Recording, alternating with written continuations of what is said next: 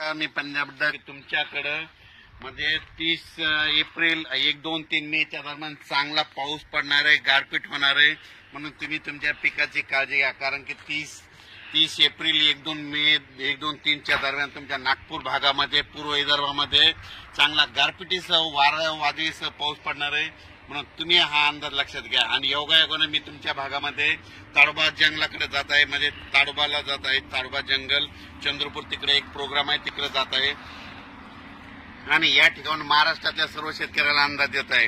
आज आहे 23 एप्रिल. आजपासून सर्व शेतकऱ्याला सांगू इच्छितो की सांगायचं झालं तर 23, 24, 25 दरम्यान सातारा, सांगली तसेच नंतर कोल्हापूर, राधानगरी या भागामध्ये आणि 23, 24, 25 तारखेपर्यंत तिकडल्या भागामध्ये 2-3 जिल्ह्यामध्ये पाऊस पडणार आहे, म्हणून हा अंदाज लक्षात येतो.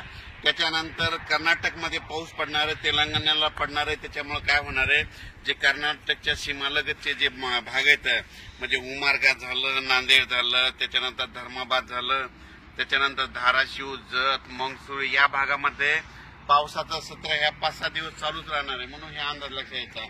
त्याच्यानंतर राज्यातल्या सर्व शेतकऱ्याला सांगू इच्छितो, ज्यांचा कांदा असेल, ज्यांच्या वीटभट्ट्या असतील, ज्यांचा गहू असेल, तुम्ही काय करा, 30 तारखेपर्यंत तयारी ठेवा. कारण की राज्यामध्ये 1 मे पासून राज्यात वातावरण खराब होणार आहे, म्हणून हा अंदाज लक्षात येतो.